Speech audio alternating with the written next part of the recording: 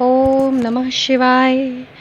श्री हलषष्ठी व्रत कथा अथवा हरछठ की कथा। यह व्रत भाद्र मास की कृष्ण पक्ष की षष्ठी को किया जाता है। दोहा। सुमिर भवानी शंकरहि गणपति को सिर न्याय। हलषष्ठी व्रत की कथा कहो पुराण विधि गाय। कथा प्रारंभ। एक समय राजा युधिष्ठिर ने भगवान श्री कृष्ण से कहा कि आपने संसार की भलाई के लिए ही अवतार धारण किया है।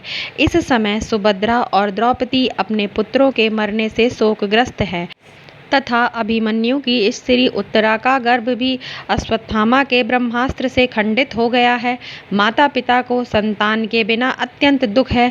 अतः हे प्रभु, आप कोई ऐसा व्रत दान अथवा उपाय बताएं जिससे कि माता पिता संतान शोक से दुखी ना हो, उत्तम दीर्घायु तथा स्वास्थ्य संतान उत्पन्न हो। यह सुनकर भगवान कहने लगे कि हे राजन, मैं तुमको एक व्रत बतलाता हूँ जिसको नियम पूर्वक करने से खंडित गर्भ भी जीवन पा जाता है तथा संतान दुखी नहीं होती।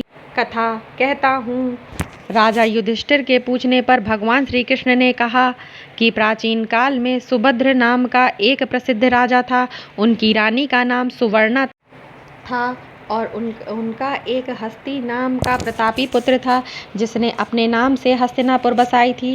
राजपुत्र एक दिन धात्री के साथ गंगा जी में स्नान करने गया और गंगा जी के जल में क्रीड़ा करने लगा। इतने में एक ग्राह उसे जल में खींच ले गया। यह सुनकर रानी सुवर्णा बहुत दुखी हुई और क्रोध में उसने धात्री के पुत्र को भड़कती हुई अग्नि में डाल दिया। तदंतर राजा और रानी अपने अपने प्राण त्यागने को तैयार हो गए।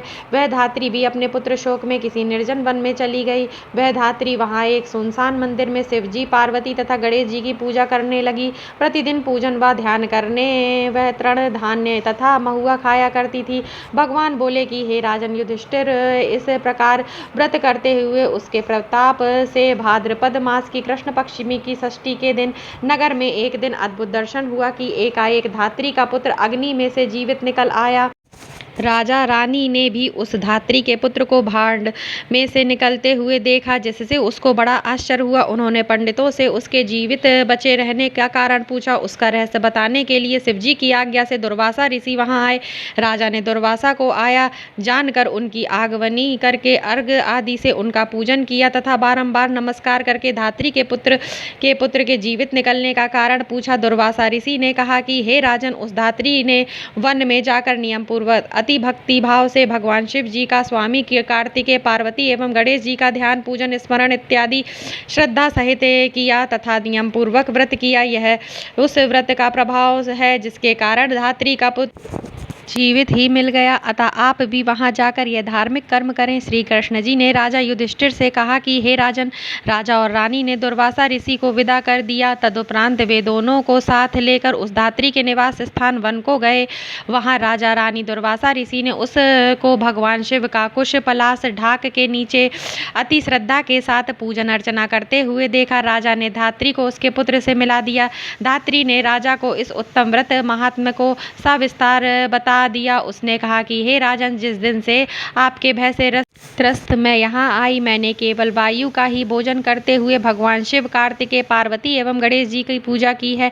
एक दिन आधी रात के समय स्वप्न में भगवान शिव ने मुझे दर्शन दिया और कहा कि तेरा पुत्र जीवित हो गया है, क्योंकि तूने हमारा व्रत एवं पूजन बड़ी श्रद्धा तथा भक्ति से किया है।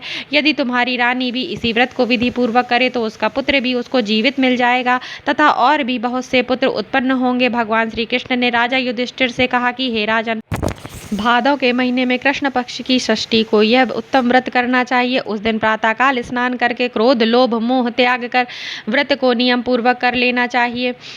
जब तक व्रती रहे किसी भी जीव को भी हिंसा ना करें। व्रत संपूर्ण करने के लिए चींटी आदि का मार्ग भी उल्लंघन ना करें तथा दोपहर के समय अपने मित्रों सहित पलाश ढाक तथा कुशा के नीचे भगवान शिव, पार्वती, स्वामी कार्तिकेय तथा गणेश जी की मूर्ति स्थापित करके धूप, दीप, नैवेद्य आदि से विनम्र भक्ति भाव से पूजा करें और प्रार्थना करें कि हे सौम्य मूर्ति, पंचमुख, शूलधारी, नंदी, श्रृंगी, महाकाय आदि गणों से युक्त आप भगवान शिव को मैं साष्टांग नमस्कार करता हूँ। शिव हर कांता प्रकृति श्रेष्ठ हेतु सौभाग्यदायिनी गौरी और माता पार्वती को मैं नमस्कार करता हूँ। हे मयूर वाहन, हे क्रौच पर्वत के विदीर्ण करने वाले कुमार विशाख और स्कंद, आप स्वामी कार्तिकेय को बारंबार नमस्कार है। फिर एक दंत गणेश जी की अभ्यर्थना करें कि हे प्रभु मूषक वाहन लंबोदर, आपको साष्टांग प्रणाम है।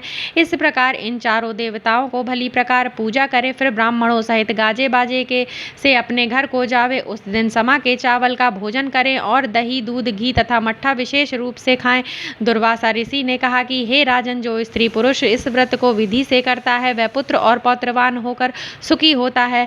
ऋषि की ऐसी बात को सुनकर राजा रानी ने विधि पूर्वक इस व्रत को किया, जिसके प्रताप से वह राजा पुत्र शीघ्र ही ग्राह के गले से निकलकर बोलने लगा। चमत्कार देखकर राजा और रानी ऋषि दुर्वासा के चरणों में नमस्कार किया। इस व्रत के प्रभाव से राजा और भी कई आयुष्मान पुत्र प्राप्त हुए तथा राज्य में अनावृष्टि, महामारी, दुर्भिक्ष आदि के उपद्रव दूर हो गए और राजा अनेक वर्षों तक निर्विघ्न राज्य करते रहे। श्री कृष्ण भगवान ने कहा कि हे युधिष्ठिर, यदि उत्तरा भी यह व्रत नियम पूर्वक करे तो उसके सब दुख दूर हो जाएंगे। भगवान के ऐसे वचन सुनकर राजा युधिष्ठिर ने कृतकृत हो गए और अश्वत्थामा द्वारा खंडित किया हुआ उत्तरा का गर्भ इस व्रत के प्रभाव से जीवित हो गया। इस व्रत करने से वंश स्थिर होता है। इस प्रसंग को भगवान कृष्ण ने राजा युधिष्ठिर से कहा तथा दुर्वासा ऋषि ने राजा सुभद्र से कहा कि हे राजन, इस व्रत को करने के उपरांत फिर उसको शास्त्रोक्त रीति से उद्यापन